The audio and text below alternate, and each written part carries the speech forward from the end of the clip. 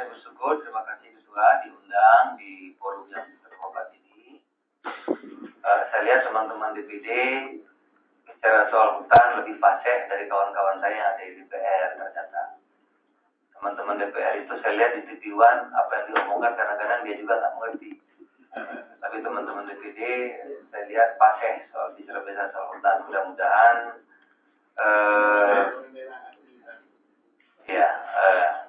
mudah-mudahan dengan pertemuan ini kita mendapatkan persepsi yang sama apa sesungguhnya yang terjadi.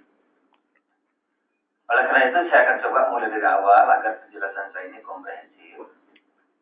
Apa yang konservasi? Ada namanya kalau konservasi itu Taman Nasional, Cagar Alam dan seterusnya. Kemudian di bawah lagi namanya hutan lindung. Tadi mungkin disebut apa namanya hutan larangan. Kalau bahasa Lampung. Kemudian ada hutan produksi yang bisa dikonversi, baru area penggunaan lain. Gitu. Kawasan hutan sudah ada namanya masing-masing. Kawasan konservasi tentulah satu kawasan yang hanya untuk flora fauna. Itulah tempat gajah hidup, tempat harimau hidup, dan seterusnya. Yang tidak boleh tempat manusia. Manusia haram masuk situ.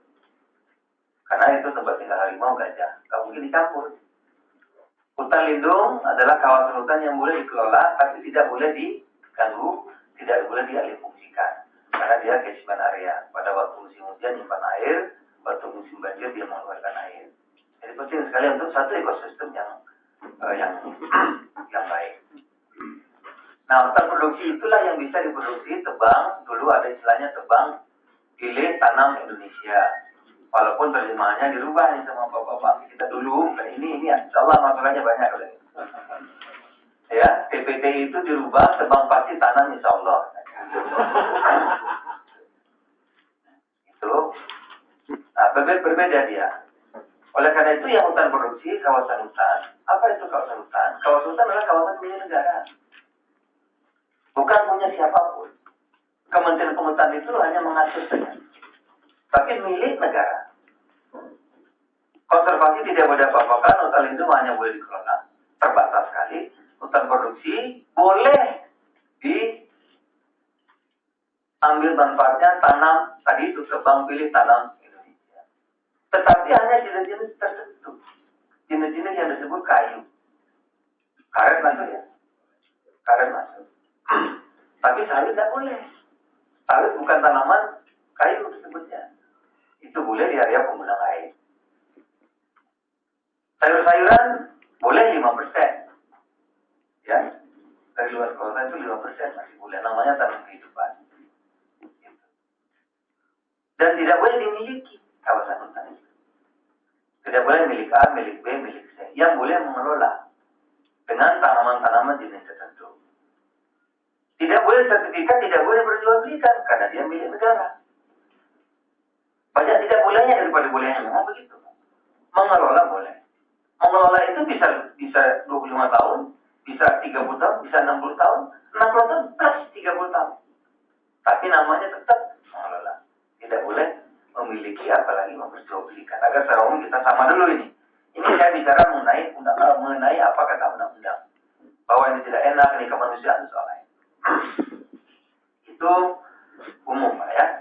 Nah saya dari Lampung merasakan hal yang sama.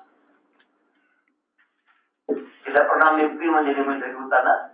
Kalau Pak Ketua DPD pengalaman di hutan banyak. Nah, saya belum pernah. Dulu tempat saya itu ada harimau. Macam-macam jenis satwa ada. Kemudian datanglah HPA, kayunya habis. Jangankan satwa, sungai saja tidak ada lagi kering. Pengalaman itu berkesan mendalam. Sehingga menimbulkan catatan dalam hati. Ya, dalam hati. Oleh karena itu tiba-tiba dipercaya Menteri Kehutanan pada waktu itu kebijakan pertama yang saya keluarkan adalah stop menebang pohon di hutan alam primer maupun konversi lahan gambut. Itu kebijakan kita. Itu yang pertama. Bukan karena Norway Pak, bukan karena luar negeri atau karena Asia, karena kita. Setelah saya lihat, saya pelajari hutan alam primer kita itu tinggal 40 juta saja.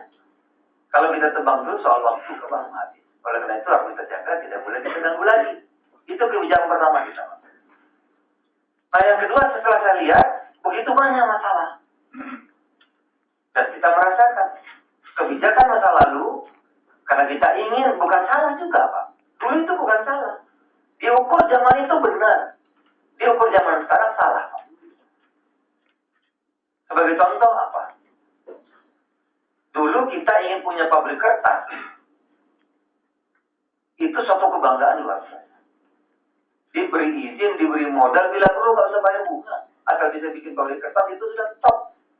Agar Indonesia bisa seperti negara-negara lain. Ukuran dulu Pak. Dulu tidak ada batu bara.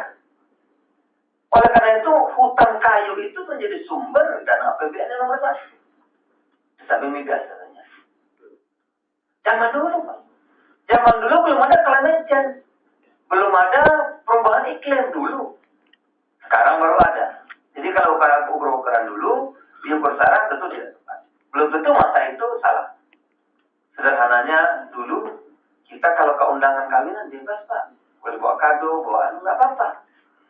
Sekarang saya baru mengawinkan anak Pak. Waduh, daftarnya panjang. Kalau KPS kamu ini, begitu, ini, begitu. Panjang sekali. Yang zaman dulu tidak masalah, zaman sekarang menjadi masalah. Jadi ukuran-ukuran zamannya berbeda. Kemudian korporasi, perusahaan. Hutan tanaman perusahaan, lalu rakyatnya di mana? Oleh karena itu 2009 kita koreksi. Saya jadi masuk 2009 sebagai Menteri Kehutanan, kita koreksi. Ini enggak. Kita harus perbaiki. Ini ada Pak Sekjennya, teman-teman tahu. Saya katakan pada waktu itu perusahaan kita stop. Jadi forum itu mungkin dulu acaranya. 2009 saya baru jadi Menteri, stop dulu. Kita tidak lagi pengusaha, kita hentikan. Saya minta paling kurang berapa dulu pengusaha per tahun diberi? 500.000. Nah, kalau gitu harus 500.000 ke satu rakyat. Oleh karena itu 2010 kita cadangkan hutan itu untuk rakyat yang tidak berhutang, bukan hutan-hutannya. Kawasan hutan tapi sudah tidak berhutang lagi untuk dikelola. Kalau sudah ada untuk rakyat, baru pengusaha kita pikirkan. 2010 kita cadangkan 500.000 hektar. 2011 700.000 hektar. Tahu nih 2011 kemarin ini. Cadangkan. Tetapi Bapak Ibu sekalian, peraturan sekarang kita menteri itu, pemerintah itu, kita itu, semua kita itu, Undang-Undang 45, Pancasila, Undang-Undang itu apa? Itulah kita pegang kita. Nah, kita sudah punya undang-undang otonomi daerah. Kekuasaan dibagi. Kalau dulu Menteri Kehutanan bisa langsung, sekarang nggak bisa lagi. Ada undang-undang otonomi daerah. Sekaligus menjawab kejawaban Bapak Ibu tadi ya dari bagaimana proses-proses. Ini secara umum dulu saya jelaskan sebelum saya masuk ke